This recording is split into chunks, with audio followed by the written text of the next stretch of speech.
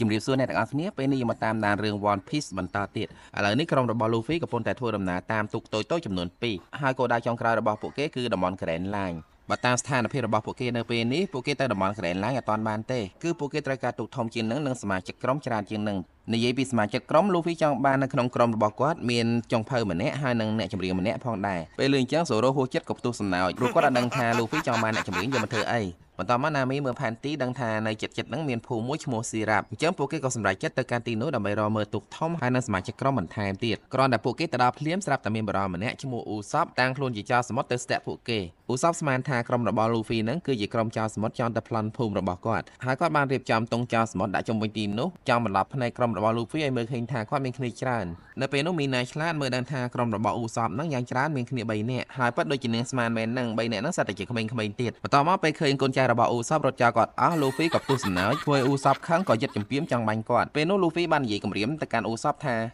អាវុធមិនមែនប្រើសម្រាប់គំរាមគេទេតើហ៊ានយកជីវិតមកបដូរអត់ពាក្យគំរាមហ្នឹងធ្វើឲ្យអ៊ូសបព្រមចោះចាញ់ហើយរសារ Luffy ថាគាត់និយាយបានល្អពេលនោះ Luffy បានសើចហើយនិយាយថាពាក្យហ្នឹងគាត់រៀននិយាយតាមសែងទេបន្ទាប់ពីដឹងថា Luffy ស្គាល់សែងពួកគេក៏បាននិយាយត្រូវគ្នាព្រោះប៉ារបស់អ៊ូសបឈ្មោះយ៉ាសបក៏ជាកូនចៅម្នាក់របស់សែងដែរបន្តមកពេលនិយាយគ្នាបានបន្តិចអ៊ូសបនឹកឃើញថាគាត់មានការត្រូវធ្វើហើយក៏សុំចេញទៅមុនហើយគ្រាន់តែអ៊ូសបចេញទៅបានមួយស្ទុះក្មេងៗដែលជាកូនចៅរបស់អ៊ូសបបានមកដល់នៅពេលនោះពួកគេបានសម្លុតក្រុមរបស់ Luffy ឲ្យប្រាប់ភ្លាមថាយកអ៊ូសបដែលជាមេរបស់ពួកគេទៅលាក់ទុកនៅកន្លែងណាហើយ Zoro បានកុហកពួកគេថាគាត់ស៊ីអ៊ូសបចូលទៅក្នុងពោះបាត់ហើយកុំនិយាយបន្លាយក្មេងមើលបានអត់បន្ទាប់មកពួកក្មេងៗបាននាំក្រុម Luffy ទៅផ្ទះមួយដែលធំជាងគេនៅក្នុងភូមិព្រោះពួកគេដឹងថាបើកាលណារកអ៊ូសបអត់ឃើញគឺអ៊ូសបនៅផ្ទះមួយហ្នឹងអ៊ូសបមកផ្ទះហ្នឹងដើម្បីនិទានរឿងឲ្យក្មេងស្រីម្នាក់ស្ដាប់ក្មេងស្រីម្នាក់ហ្នឹងមានឈ្មោះថាខាយ៉ាប៉ាម៉ាក់របស់នាងបានឈឺស្លាប់បាត់ទៅហើយបន្សល់ទុកនៅទ្រព្យសម្បត្តិជាច្រើនឲ្យនាងប៉ុន្តែទ្រព្យសម្បត្តិទាំងអស់នោះមិនអាចធ្វើឲ្យនាងសប្បាយចិត្តបានទេចឹងហើយទើបអ៊ូសបចិត្តល្អតែងតែមកនិទានរឿងឲ្យនាងស្ដាប់ដើម្បីឲ្យនាងសប្បាយចិត្តពេលដឹងរឿងនឹងហើយ Luffy អត់បានខ្វល់អីទេគាត់ដឹងត្រឹមតែថាខាយ៉ាគឺជាអ្នកមានហើយគាត់ចង់ចូលទៅសុំទូកធំមួយពីនាងបន្ទាប់មក Luffy បានទាញជាពាមនាំគ្នារបស់គាត់ទាំងអស់ផ្លោះលបងចូលទៅខាងក្នុងហើយពេលឮសំឡេងក្តងក្តាំងមេការធំប្រចាំផ្ទះហ្នឹងបានទៅដល់មេការម្នាក់ហ្នឹងមានឈ្មោះថា Clahador ពេលទៅដល់គាត់បានចោទថាអ៊ូសបទៅជួបខាយ៉ាគឺដោយសារតែចង់បោកលុយនាងនិយាយចុះនិយាយឡើងក៏ឌៀមដាមដល់ប៉ារបស់អ៊ូសបទៀតព្រោះប៉ារបស់អ៊ូសបហ្នឹងគឺជាចៅសមុទ្រគាត់ដៀលថាប៉ារបស់អ៊ូសបគឺជាមនុស្សអត់ខួរសុកចិត្តចោលគ្រួសារទៅស្វែងរកកំណប់ដល់អ៊ូសបខឹងទប់ចិត្តអត់បានក៏ដាល់ Clahador បណ្ដាយពេញលំហឹងប៉ុន្តែឲ្យ Clahador នៅតែអត់បិទមាត់ទៀតគាត់និយាយថាពួកអាសន្តានពីលនៅតែពីលស្លឹកឈើជ្រួតឆ្ងាយពីគល់ទេជួយចិត្តតែប្រើកម្លាំងបាយមកដោះស្រាយបញ្ហាពេលនោះអ៊ូសបបានកបុយកអាវ Clahador ចង់ថែមប្រមាណដៃទៀតតែខាយ៉ាបានខាត់គាត់ហើយដេញអ៊ូសបចេញព្រោះនាងអត់ចូលចិត្តមនុស្សប្រើហិង្សាទេចំណែក Luffy ដែលឈរមើលហេតុការណ៍នឹងដែរខឹងជាមួយនឹង Clahador ខ្លាំងណាស់ដែលមើលងាយចោលសមុទ្រហើយចង់តែស្ទុះទៅវាយគាត់ទេតែ Zoro បានចាប់ខាត់បន្តមក Luffy បានតាមទៅជួបអ៊ូសបដើម្បីជួយនិយាយគាត់សប្បាយចិត្តបន្តិចព្រោះ Luffy ធ្លាប់ដឹងថាប៉ារបស់អ៊ូសបគឺជាមនុស្សល្អនៅទីនោះផងដែរចៃដន្យពួកគេបានឃើញ Clahador កំពុងតែនិយាយគ្នាយ៉ាងសម្ងាត់ជាមួយនឹងបរិយាម្នាក់ទៀតនៅក្នុងការសន្ទនារបស់ពួកគេអ៊ូសបនិង Luffy ស្ដាប់ដឹងថា Clahador ធ្លាប់ជាមេចៅសមុទ្រឈ្មោះ Kuro ចំណែកបរិយាពាក់វ៉ែនតាដោយ Michael Jackson ហ្នឹងគឺជាកូនចៅរបស់គាត់ឈ្មោះ Django ហើយនៅពេលនេះពួកគេកំពុងតែរៀបចំផែនការដើម្បីប្លន់យកទ្រព្យសម្បត្តិរបស់ខាយ៉ាដោយស្របច្បាប់អ្វីដែលពួកគេចង់ធ្វើគឺឲ្យ Django ប្រើវិជាសណ្ដំរបស់គាត់សណ្ដំខាយ៉ាដោយប្រើឲ្យនាងសរសេរបណ្ដាំមរតកបកគោលទ្រព្យសម្បត្តិទៅឲ្យ Kuro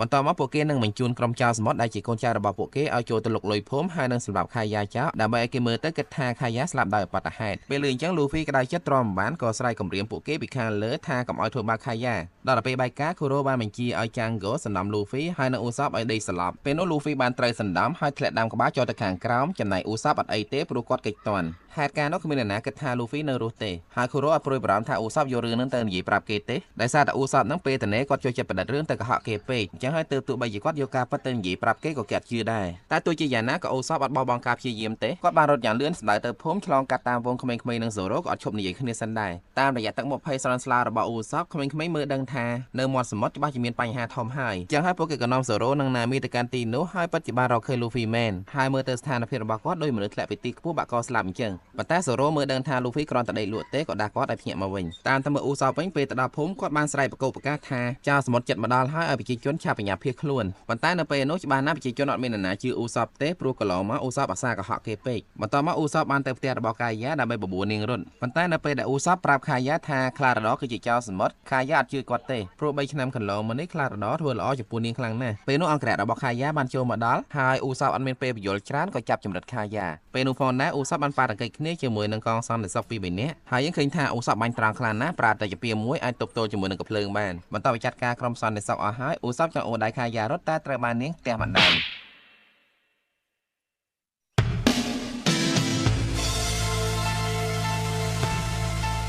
ពេលនោះអ៊ូសបពិតជាឈឺចិត្តខ្លាំងណាស់តែគាត់មិនអាចបង្ខំចិត្តខាយ៉ាបានទេហើយអង្គរៈរបស់ខាយ៉ាក៏តាមមកតាន់ផងដែរធ្វើឲ្យអ៊ូសបត្រូវបង្ខំចិត្តរត់គេចចេញពីក្របកំភ្លើងបន្តមកនៅយប់នោះអ៊ូសបបានត្រឡប់មកជុំគ្នាជាមួយក្រុមរបស់លូហ្វីពេលនោះអ៊ូសបបានសច្ចាថាគាត់នឹងទៅប្រយុទ្ធជាមួយនឹងក្រុមចៅសមុទ្រទោះបីជាស្លាប់ក៏គាត់មិនស្ដាយដែរហើយក្រុមរបស់លូហ្វីមិនអាចឈរអោបដៃមើលបានទេក៏ព្រមចូលរួមជួយអ៊ូសបពេលនោះផងដែរសូរ៉ូបាននិយាយថាពួកគេព្រមជួយមិនមែនមកពីពួកគេអាណិតអ៊ូសបទេគឺដោយសារតែអ៊ូសបនឹងគឺជាមនុស្សដែលគួរឲ្យគោរពហើយការលើកសរសើររបស់សូរ៉ូនឹងបានធ្វើឲ្យអ៊ូសបរំភើបចិត្តខ្លាំងណាស់បន្តមកពួកគេបានធ្វើដំណើរទៅកាន់មាត់ច្រកចូលភូមិព្រោះពួកគេដឹងថាស្អែកព្រឹកហ្នឹងក្រុមចៅសមុទ្រនឹងមកដល់ហើយផ្លូវចូលភូមិគឺជាចំណតខ្ពស់គួរសមមួយហើយពួកគេបាននឹកឃើញយកប្រេងទៅចាក់ពីពេញទីនោះដើម្បីការពារកុំឲ្យចៅសមុទ្រដើរចូលភូមិបានពេលភ្លឺឡើងក្រុមចៅសមុទ្ររបស់គូរ៉ូបានបកទូកចូលច្រាំងដោយបានក្រុងទុកនៅពេលនោះពួកគេក៏បានឃើញទូករបស់លូហ្វី2គ្រឿងចតនៅជិតនោះដែរតែពួកគេមិនសូវជាចាប់អារម្មណ៍ទេកន្លែងទៅមើលក្រុមរបស់លូហ្វីវិញចម្លែកណាស់ពួកគេអត់ឃើញទូករបស់ចៅសមុទ្រសោះដល់ពេលគិតចុះគិតឡើងអ៊ូសបទំនឹកឃើញថាមានផ្លូវចូលភូមិមួយទៀតនៅទិសខាងជើងបើសិនជាពួកគេរត់តែ3នាទីដល់ហើយពេលលឺអញ្ចឹងលូហ្វីអត់ចាំគេទេក៏ប្រូចទៅមុនគេមុនឯងហើយអ៊ូសបរត់ទៅតាមក្រោយនៅពេលនោះផងដែរណាមីក៏នឹកឃើញថាកញ្ចប់ទ្រព្យសម្បត្តិរបស់នាងក៏ដាក់នៅលើទូកដែលចតនៅច្រកខាងជើងនោះផងដែរហើយដោយសារតែខ្វល់ខ្វាយជាមួយទ្រព្យសម្បត្តិពេកនាងក៏ច្រឡំជើងជន់ជាមួយនឹងប្រេងទាញសូរ៉ូធ្លាក់ចុះទួលទាំងអស់គ្នា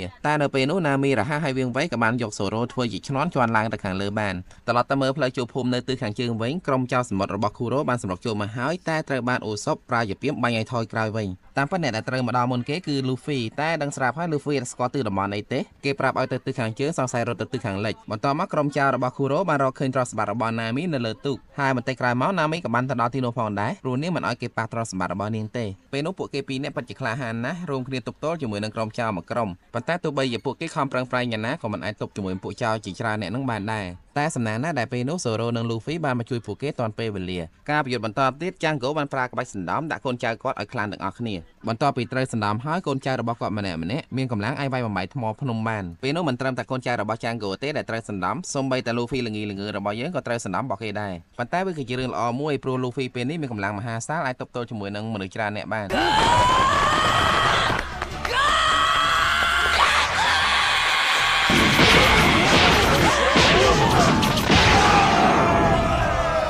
បន្ទាប់ពីបានវាយក្រុមចៅសមុទ្រដួលអស់ហើយលូហ្វីក៏សម្រុកចូលទៅម្ដងទៀតធ្វើក្រុមចៅសមុទ្រភ័យបាក់ស្បាតប៉ុន្តែនៅពេលនោះលូហ្វីមិនមែនសម្រុកចូលទៅវាយជាមួយពួកគេទេគឺគាត់ទៅចាប់គាត់ទុកមិនដឹងថាមានគោលបំណងអីទេនៅពេលនេះលូហ្វីមើលទៅដូចអត់អាចគ្រប់គ្រងខ្លួនឯងបានឡើយក្រោយពេលលូហ្វីក៏បានហើយចាងហ្គោក៏បានប្រើសណ្ដំធ្វើឲ្យលូហ្វីដេកទៅវិញប៉ុន្តែឈើទុកដែលលូហ្វីក៏បានដួលទៅស្កត់ក្រុមចៅឲ្យរបួសប្រងព្រាតបន្ទាប់មកចាងហ្គោបានបញ្ចេញកូនចៅខ្លាំងរបស់គាត់2នាក់ទៀតដែលចេញកាយវិការដូចជាសត្វឆ្មាមួយកាម៉ាប់មួយស្គមម្នាក់កាម៉ាប់មានឈ្មោះថាប៊ូឈីចំណែកម្នាក់ស្គមមានឈ្មោះថាសាមហើយអ្នកដែលអាចទប់ទល់ជាមួយពួកគេបាននៅពេលនេះមានតែសូរ៉ូបន្តមកសាច់រឿងបានកាត់ទៅមើលកាយ៉ាមួយផ្លែតក្រោយពេលនាងភ្ញាក់ពីដេកនាងបានឃើញអង្គរៈរបស់នាងត្រូវបានគេវាយរបួសធ្ងន់តែមិនទាន់ស្លាប់ទេពេលនោះអង្គរៈនោះបានប្រាប់នាងថាអ្នកដែលវាយប្រហារគាត់គឺក្លាហាដរដល់ពេលអញ្ចឹងហើយទើបដឹងថាអ្វីដែលអ៊ូសបប្រាប់នាងកាលពីម្សិលមិញគឺជាការពិតហើយនេះមានការសោកស្ដាយខ្លាំងណាស់ដែលមិនបានជឿតាមអ៊ូសបសម្រាប់រឿងនេះផងដែរខ្ញុំសូមស្លេះត្រឹមប៉ុណ្ណេះសិនសូមអរគុណអ្នកទាំងអស់គ្នាដែលបានតាមដានទស្សនារឿងនេះជាមួយខ្ញុំបើសិនជាអ្នកទាំងអស់គ្នាយល់ថារឿងនេះល្អមើលឬក៏យ៉ាងណាសូមជួយ comment ប្រាប់ផងសូមអរគុណម្ដងទៀតនិងសូមជូនពរសុខភាពល្អអនាគតបបររុងរឿង